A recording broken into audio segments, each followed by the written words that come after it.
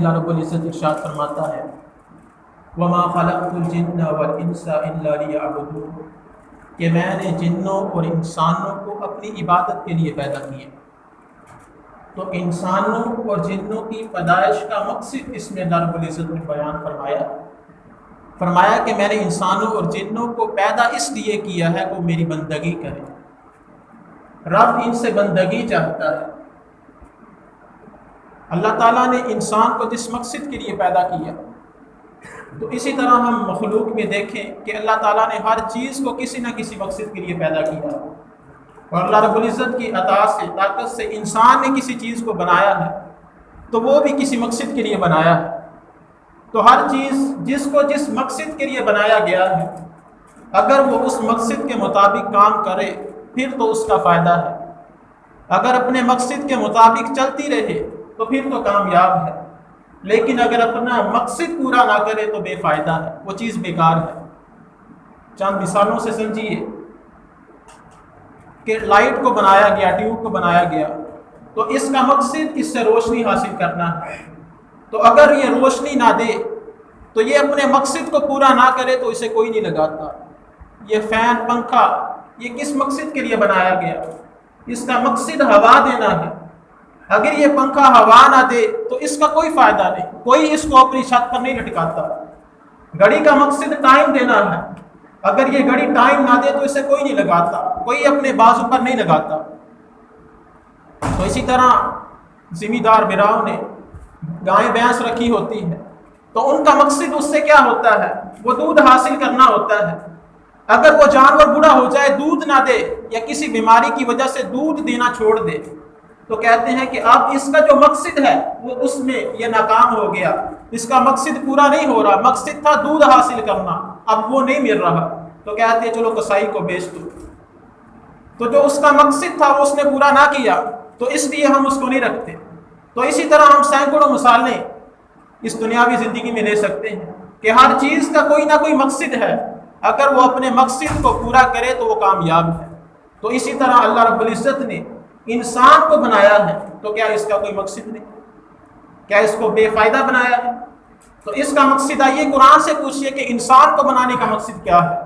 اللہ رب العزت ارشاد فرماتا ہے وَمَا خَلَقْتُ الْجِنَّ وَالْإِنسَ إِلَّا لِيَعْبُدُونِ کہ جنوں اور انسانوں کو بنانے کا مقصد وہ اللہ کی عبادت ہے اور رب کی بندگی ہے۔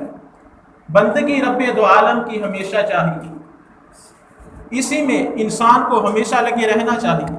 تو انسان کو بندگی کے لیے بنایا گیا۔ نبی کریم صلی اللہ تعالیٰ علیہ وسلم کا یہ جملہ بخاری شریف میں موجود ہے۔ حضور نے فرمایا الاسلام ان تعبد اللہ، اسلام یہ ہے کہ اللہ کی عبادت کی جائے۔ تو اللہ رب العزت نے قرآن پاک میں بارہا جگہ پر ہمیں نماز قائم کرنے کا حکم دیا۔ اقیموا الصلاۃ قوموا للہ قانتین ان الصلاۃ تنہی عن الفحشاء والمنکر کہ نماز قائم کرو، اللہ کے حضور عاجزی کے ساتھ حاضر ہو جاؤ۔ نبی کریم صلی اللہ تعالیٰ علیہ وسلم کے بے شمار فرامین میں ہمیں نماز کی فضیلت کو بتایا گیا ہے اور نماز چھوڑنے کی وعید کو بیان کیا گیا ہے۔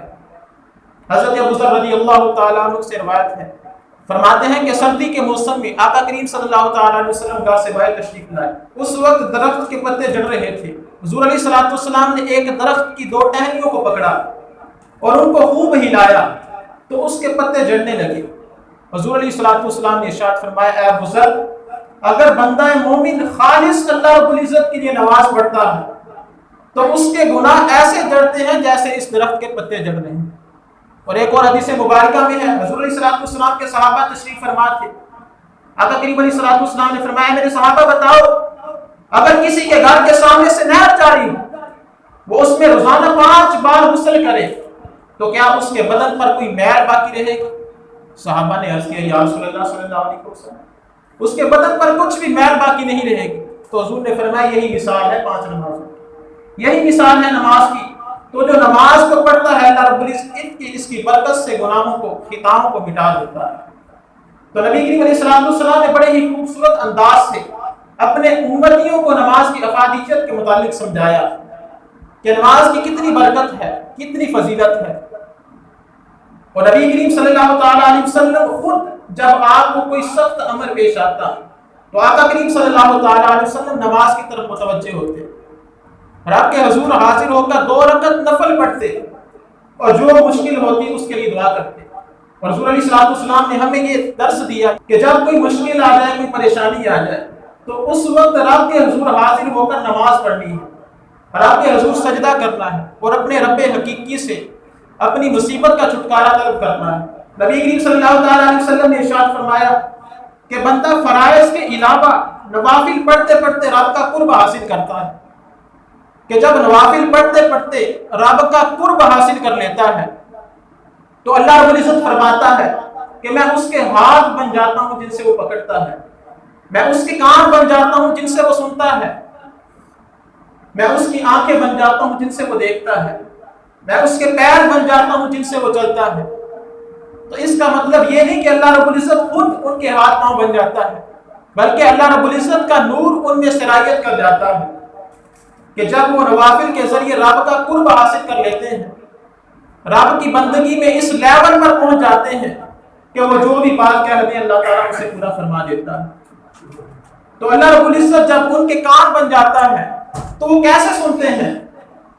تو وہ اس طرح سنتے ہیں کہ اگر پاکستان میں اگر کوئی غوث اعظم کا مرید پاکستان میں ان کو پکارے تو وہ بغداد میں اس کی آواز سنتے ہیں۔ اگر نبی کریم علیہ السلام کا کوئی امتی 193 گاہ جنوبی بیٹھ کر حضور صلی اللہ تعالیٰ علیہ وسلم پر محبت کے ساتھ درود پڑھے تو آقا کریم علیہ السلام مدینے میں سنتے ہیں۔ تو ایسی سماعت اللہ تعالیٰ عطا فرما دیتا ہے۔ تو پکڑتا کیسے ہے؟ حضرت سعد بن ابی وقاص رضی اللہ تعالیٰ عنہ جب نعرہ تکبیر بلند کر کے میدان میں کود پڑتے ہیں، نعرہ تکبیر بلند کرتے ہیں تو کافر اپنے قلعوں میں ڈر جاتے ہیں، ان کے قلعوں پر لرزہ طاری ہو جاتا ہے۔ حضرت بابا فرید جب مٹی کو ہاتھ لگاتے ہیں تو مٹی شکر بن جاتی ہے۔ حضرت باہو سلطان رحمت اللہ علیہ اگر مٹی کو ہاتھ لگاتے ہیں تو سونا بن جاتا ہے۔ تو وہ چلتا کس طرح ہے؟ حضرت حسن بصری رحمت اللہ علیہ فرماتے ہیں کہ میں بغداد کے ایک ایسے پیر کو بھی جانتا ہوں، ایک ایسے بزرگ کو بھی جانتا ہوں کہ جو نماز عصر روزانہ مکہ میں پڑھتے اور نماز مغرب مدینہ میں پڑھتے تھے۔ تو اللہ رب العزت ان کو یہ طاقت عطا فرما دیتا ہے کہ وہ رب کی طاقت سے یہ سب کام کرتے ہیں۔ تو حقیقت میں وہ اللہ رب العزت ان کو طاقت عطا فرما دیتا ہے کہ وہ نوافل کے ذریعے رب کا قرب اتنا حاصل کر لیتے ہیں، رب کی بندگی اتنی کرتے ہیں۔ تو حضور فرماتے ہیں کہ اللہ رب العزت اس کے ہاتھ بن جاتا ہے، اس کے کان بن جاتا ہے، اس کے پیر بن جاتا ہے، یعنی وہ اللہ کی طاقت سے یہ سب کام کرتے ہیں۔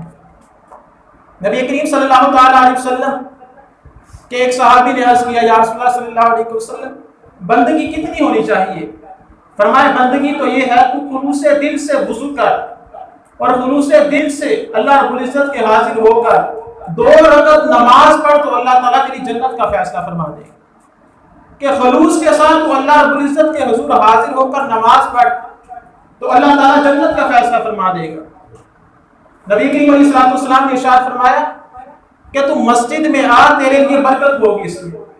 ایک صحابی کہتے ہیں کہ جب بھی میں یہ فرمان سنتا حضور علیہ السلام کہا کہ مسجد میں آ، تیرے لیے اس میں برکت ہوگی، تو میں سوچتا کہ مسجد میں آنے سے برکت کیسے ہوگی۔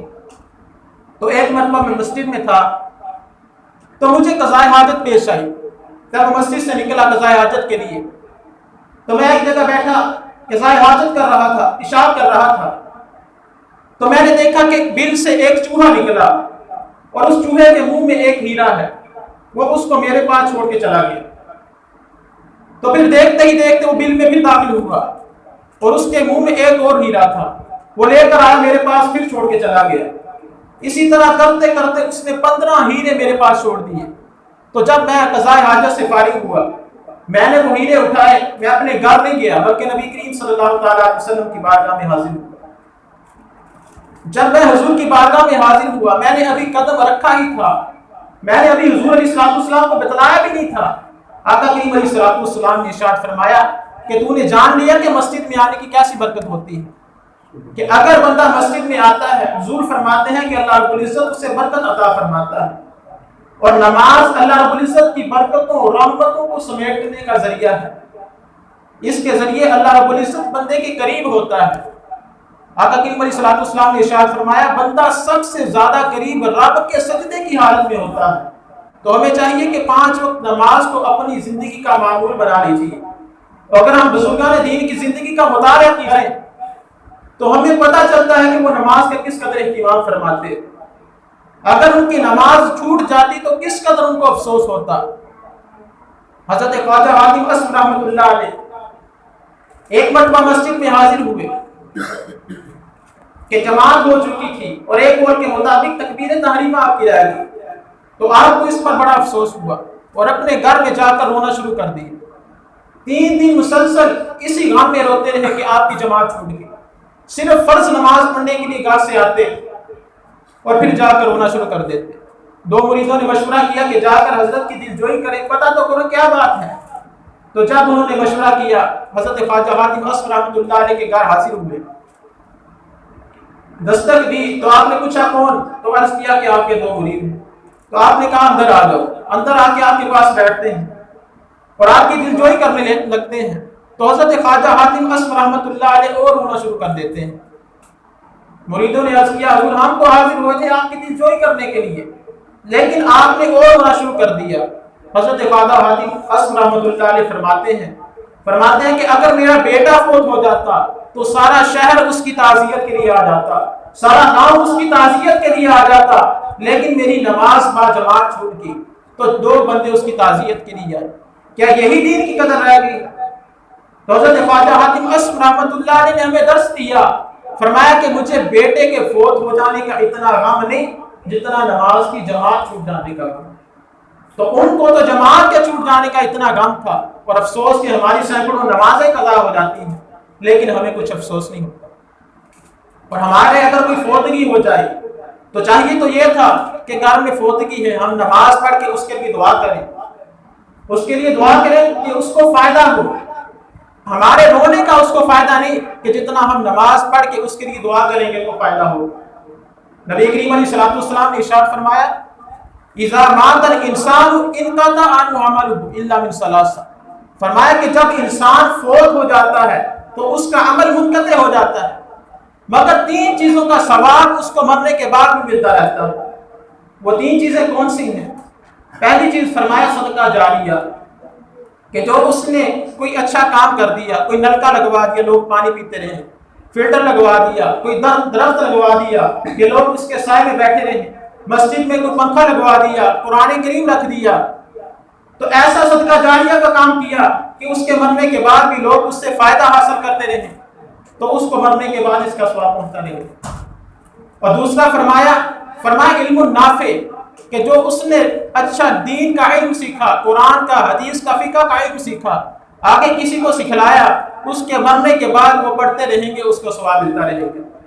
اور فرمایا تیسری چیز کہ اس کی نیک اولاد ووالد صالح یدعو لہ.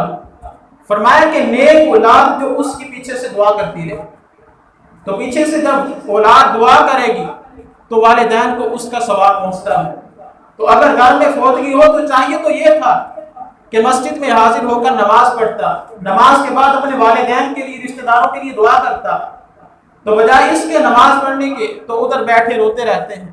تو اس رونے کا اس میت کو فائدہ نہیں، اس کو فائدہ ہے تو ہماری نماز پڑھ کے دعا کرنے کا اس کو فائدہ ہے.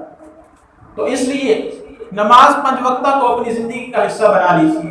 بخاری شریف کی حدیث مبارکہ ہے، نبی کریم صلی اللہ تعالیٰ علیہ وسلم نے ارشاد فرمایا اس ذات کی قسم جس کے قبضہ قدرت میں میری جان ہے کہ میں نے ارادہ کیا کہ لکڑیاں جمع کرنے کا حکم دوں اور پھر نماز پڑھنے کا حکم دوں.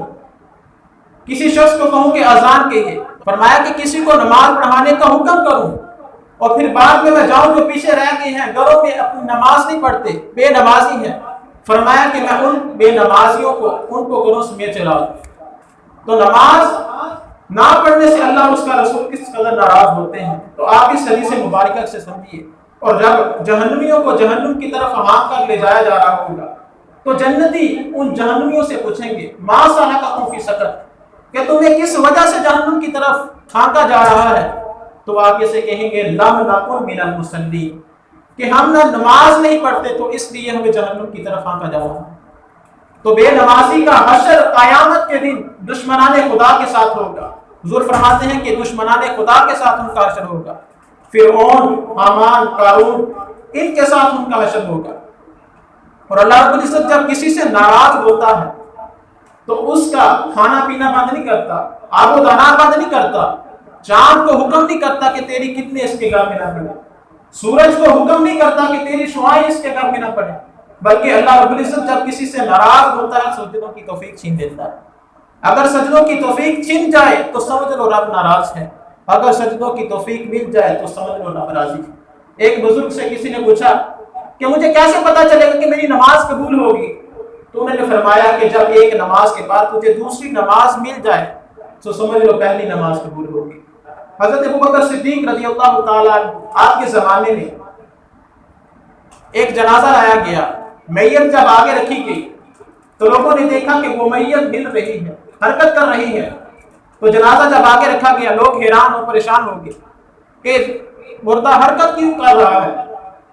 تو جب آگے بڑھ کر دیکھتے ہیں، کفن کو کھول کر دیکھتے ہیں تو ایک سانپ اس میت کو ڈس رہا ہوتا ہے۔ تو صحابہ کہتے ہیں چلو لاٹھیاں لاؤ، ڈنڈے لاؤ، یہ مصیبت کہاں سے آ گئی؟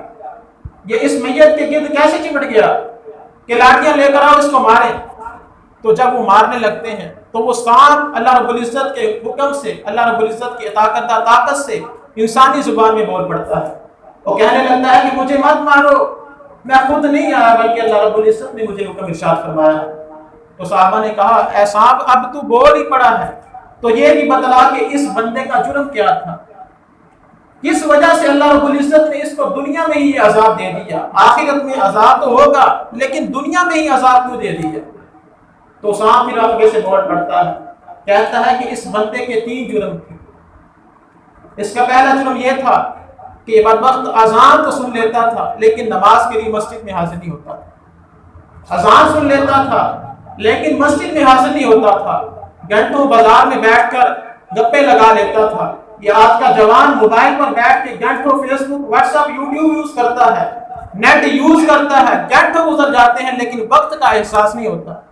گھر میں مصروفیات کا بہانہ کرتے ہوئے کہ گھر کا یہ کام ہے، یہ کام ہے، اس وجہ سے نماز نہ پڑھنے کا بہانہ کرتا ہے، نماز میں غفلت برتتا ہے۔